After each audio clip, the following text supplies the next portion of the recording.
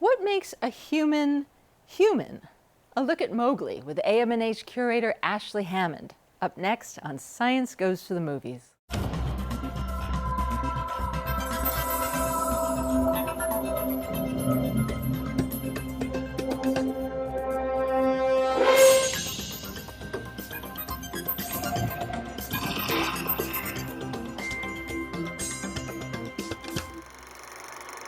Welcome to Science Goes to the Movies, a look at the stories of science and how they change our culture. I'm Lisa Beth Kovets. Today, our guest is superhero Ashley Hammond, and I'm not talking about the yellow Turbo Power Ranger secret identity Ashley Hammond. I'm here with superhero curator Ashley Hammond of the American Museum of Natural History and the Richard Gilder Graduate School, and an expert in human locomotion. Ashley, do you get a lot of fan mail meant for that other superhero? Not in years. No, but I did get surprised the first time I Googled my name because I didn't realize I had a superhero identity. Superhero secret identity. Secret identity. Ashley and I are going to look at Mowgli, Legend of the Jungle, directed by Andy Serkis and based on the Rudyard Kipling short stories collectively called The Jungle Book. This third American movie iteration tells the tale of a human child raised by a wolf pack in the jungles of India, without any singing and dancing animals whatsoever. You would bring peace to the jungle. But you have become a man now, Mowgli. I'm not a man. But neither am I a wolf.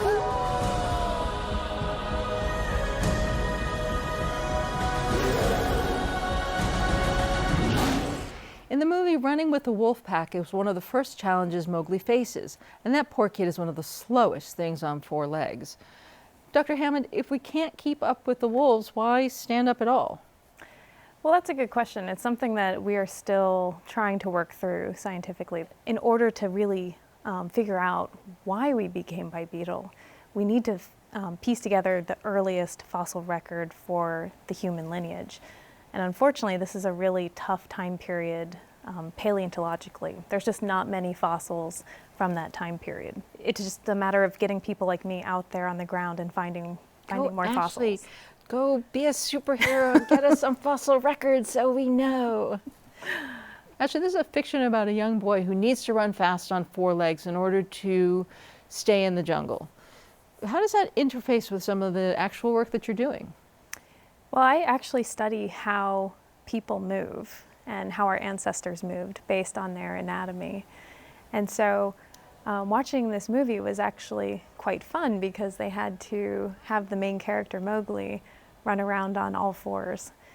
And it's kind of excruciating to watch him do this. It looks so unnatural and so awkward. And that's exactly because we are not built that way. So our body is the result of millions of years of evolution to make us more efficient, upright, bipedal walkers. And so we have all sorts of adaptations that should prevent us from easily walking around on all fours. So, for instance, we have very long legs relative to our arms, right? So if you're walking around on all fours, it puts you at a bad disadvantage because you have to lean forward onto your arms. Miserable. Yeah, it's very miserable. We also have, hands and feet that are, especially our hands, not very well suited for being on the ground. We have kind of soft, fleshy, grasping hands, not paws or hooves or things that are better suited. And no padding. No padding. Yeah. We're just also the position of our head on our neck is adapted for upright walking. So the spine actually attaches to the base of the skull directly underneath it. And if you are on all fours, you have to tilt your head way back. So watching Mowgli was actually fun as an anatomist and paleoanthropologist because I could reflect upon the many ways that Mowgli was not suited to be in that jungle. So did we develop big brains and then realize it would be better if we stood up and started using them? No, actually. So if we look at the earliest hominins, actually, they don't have very big brains at all. Their brains are no larger than that of a modern-day chimpanzee. So the earliest indicators of hominins, or the human family, are actually things related to bipedality. So it looks like bipedality was really the defining trait which really sets the human lineage off on its own evolutionary trajectory. And not the brain. Not the brain. And bipedalism really sets the stage for all of those other things that make humans special. So, becoming bipedal allowed us to start using our hands in new ways, make and use tools, make art, and use the landscape differently. So bipedalism is sort of the original human trait. In some of the behind-the-scenes footage, Andy Serkis talks about the actors imbuing the animals with great warmth and a rainbow of emotion, but says there were dramatic limitations on the structural realities of animal faces, so the special effects department had to add human-like bones to the animal models in order to make some basic human expressions work. Are we the only animals that use our faces like we do? Yes, we are extremely communicative with our faces. And in fact, there are things about our face that we don't see in other kinds of animals. So, for instance, we have eyes that are very large. We have white sclera. The white portion of our eyes is visible, whereas in other animals, the white is typically concealed. So that actually serves a purpose. So by having the whites of our eyes visible, other humans can see where we are looking and take social cues based on our visible behavior, based on our eyes. We also have eyebrows. So most animals don't have eyebrows, and our eyebrows are situated in such a way that they're mobile and on a tall forehead, so they can move around. And that is another way that we give social cues to other humans. Sure, and if you're a Vulcan, you can move one up Yep. and have a very specific... Yeah. But humans also, and not just humans, but apes and monkeys have some additional muscles around the mouth. So this also adds to our ability to make special movements that give subtle cues to those around us. And I'm sure that you have noticed it just takes a quick flick of an eyebrow or a turn down of a lip to give a very large social cue to someone else, Yes. nonverbal. Yes, absolutely. So certainly we are extremely expressive. Now that being said, animals, non-human animals, communicate in all kinds of ways that we're not really attuned to. So, during evolution, we have certainly reduced our sense of olfaction. So we don't pick up on all of the chemical and pheromone cues that other animals have. Other animals do other kinds of social signaling. So for instance, orangutan males have large flanges around their face, which signals that they are the alpha male in their community. There are some animals that display vibrant colors or patterns to indicate reproductive status or social status. But those are all big picture issues. Was it the developments in our face then that allowed us to communicate better as a group that changed us, that moved our evolution along because we could communicate details in a way? Potentially. It's certainly part of the overall package for what makes human communication special. Obviously, we have very complex verbal communication, language, and so forth. So probably it's a number of things that come together. Right, that orangutan face is not going to tell you how to, put that beam on that lintel and let's start making a house. Yeah, no matter how much of the white around the eyes would be exposed, it's not something that can be communicated without language. Right. You also studied the human pelvis. Is ours unique in its evolution? Yeah, the pelvis of humans and our ancestors has been radically reconfigured compared to other species of primates. Really? So our pelvis is sort of short, and the upper portion is kind of tucked in backwards, and it's almost like a bowl that holds up all of our organs. Now, radically reconfigured is big words for a scientist. Yeah. What do other animals have that's so different from that? So when we look at most primates, say, the pelvis tends to be quite long. So for instance, there's a gorilla pelvis being projected behind us. You can see how long that pelvis is compared to ours. The upper portion also flares really out to the side in a different way. The lower portion, the butt bones, they also are quite long, very different from our own. So the pelvis as a support structure is different, and certainly as a muscular attachment location, it's very different. So what changed the pelvis of our human ancestors? Is it because we stood up and started to walk? Yes, that is the very first thing that changes it. Over time, there are other pressures which probably played a role in the shape of the modern human pelvis. So for instance, the need to be able to deliver large brain infants. Different factors that come into play, but the original selective pressure was bipedal locomotion. So we get up to walk, we get smarter, we get bigger brains, we have bigger brain children, and then we have to change how those babies are Passing through. So do other animals just have children easier? Or Well, our easiest comparison, of course, is the great apes, because they're what we're most closely related to. And they may not be a perfect model for the kind of animal that we would have evolved from, but it looks like the birth process in a great ape is much easier. If you watch videos of things like chimpanzees or orangutans giving birth, the babies basically just kind of fall out of the mother.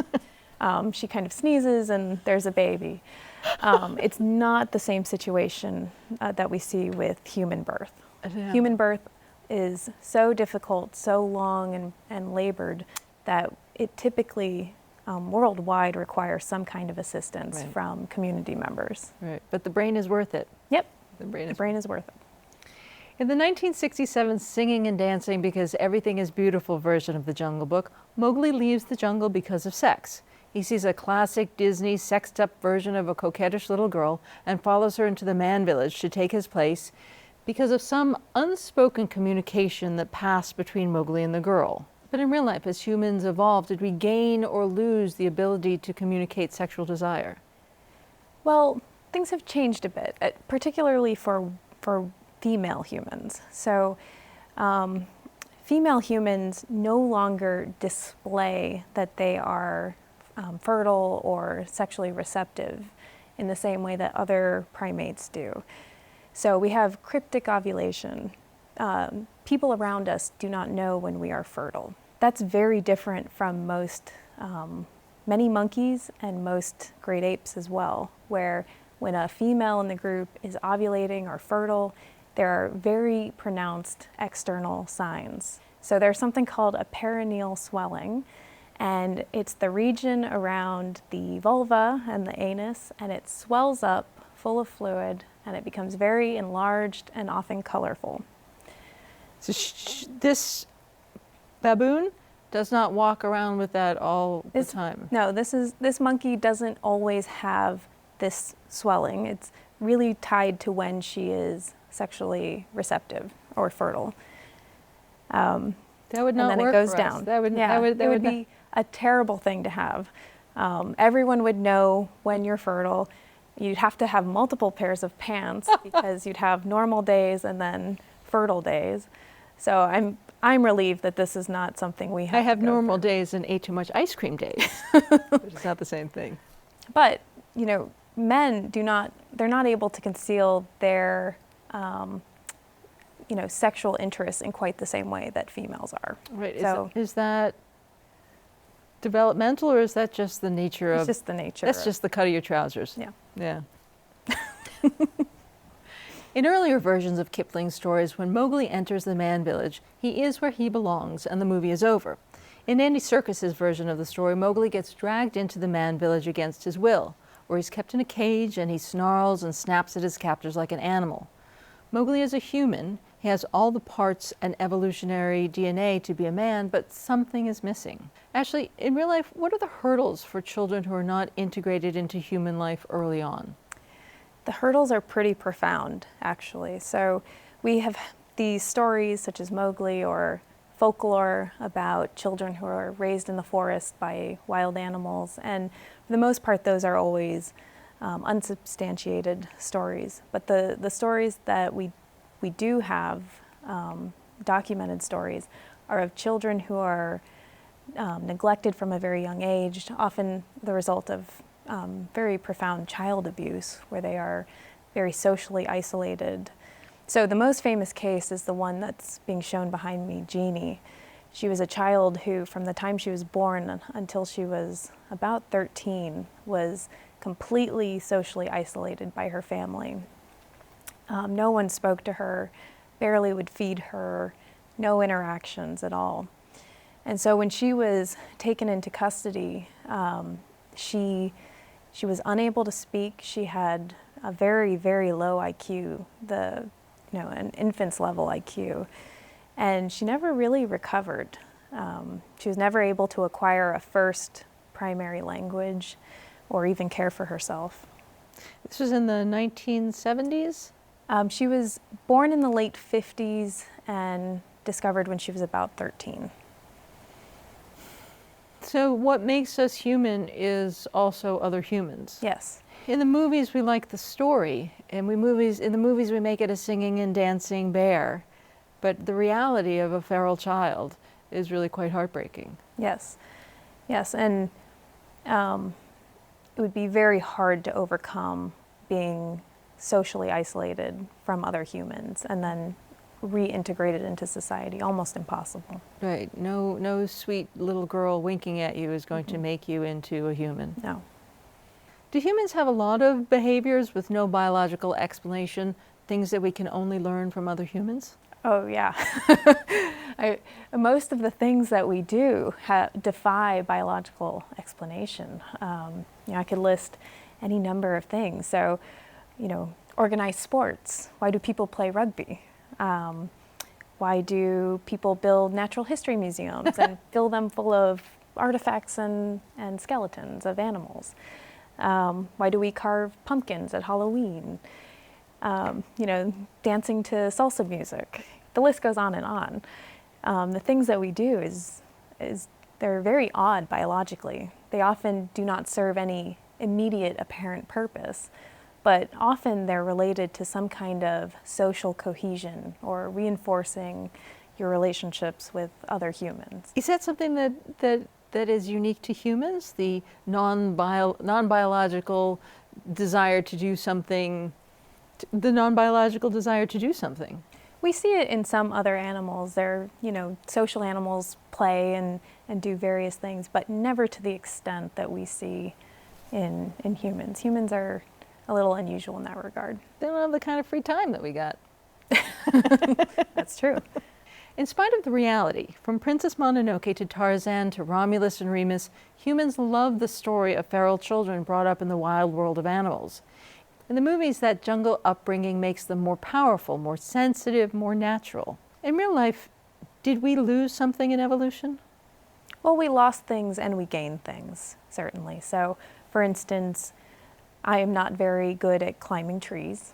I don't have a very strong sense of smell, whereas our ancestors at some point in history were very good at those things. Those monkeys don't have PhDs. That's true. So there are things that we have gained as well. So certainly our cognitive abilities, our ability to imagine and project ourselves mentally into the future, and the things that we do are very different, but they're made possible by our big brains.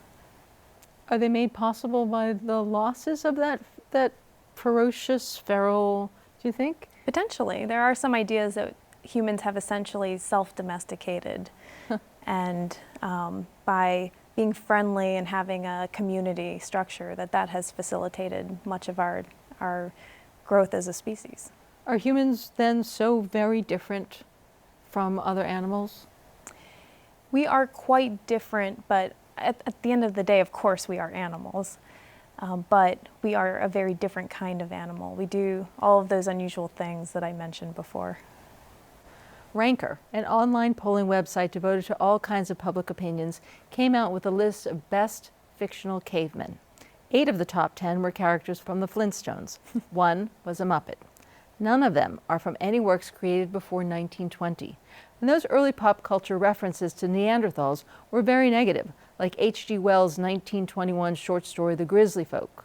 But somewhere around 1955 with The Inheritors by William Golding and The Ugly Little Boy by Isaac Asimov, our sense of our Neanderthal cousins changed. And by 1992 we had characters like Link in Encino Man, played by Brendan Fraser in his first lead role. Do you think science is responsible for our changing affection and perception of the Neanderthal? I think it's a combination of science and popular culture. So certainly science is giving us insight into who the Neanderthals were, what they were doing, what made them different from humans. But more than anything, science is showing us how much like us they actually were. That, of course, then gets taken into popular culture, so books and movies and so forth. And I think it's the popular culture that really makes Neanderthals more relatable.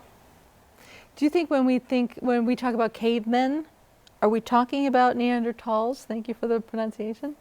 Well, I would just like to point out there has just been a movement in the last decade or so to try and call them Neanderthals due to the location where they were originally from, the Neander Valley in Germany. So it's a subtle distinction. That's great. Yeah. I love that. Are Neanderthals cavemen? Is that?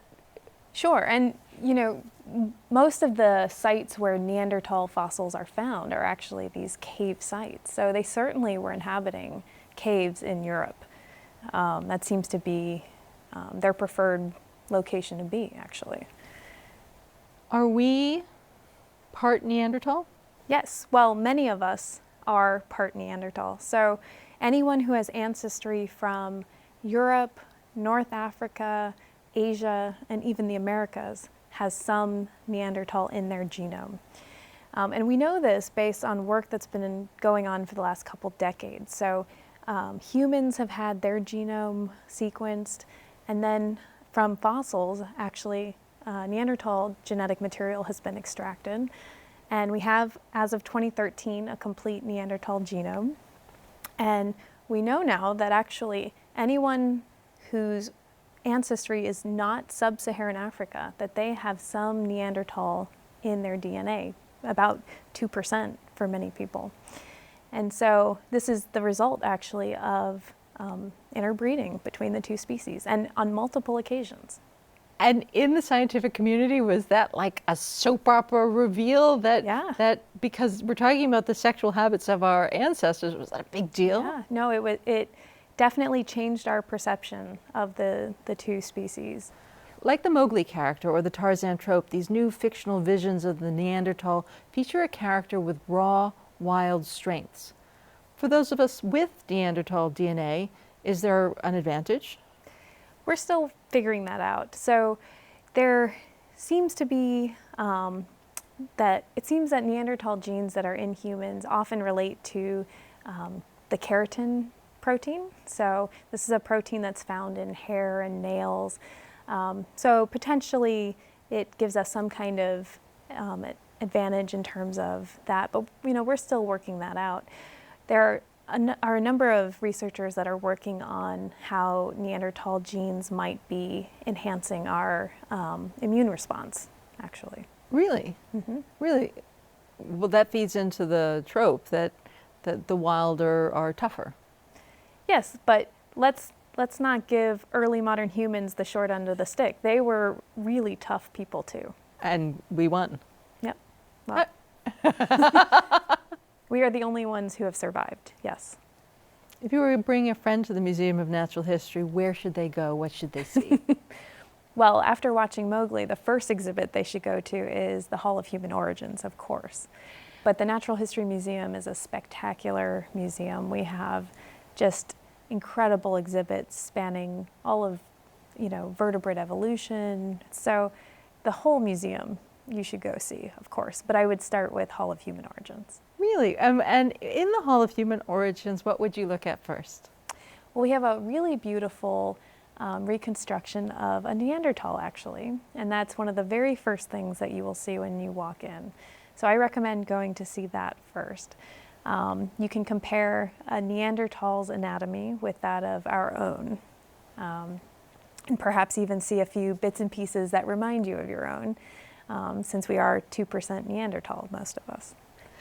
When the museum announced that Dr. Hammond was joining the team, kudos came in from all over the world, acknowledging primarily your success, but also congratulating the museum for seeing those successes and taking steps to become a more balanced and inclusive institution.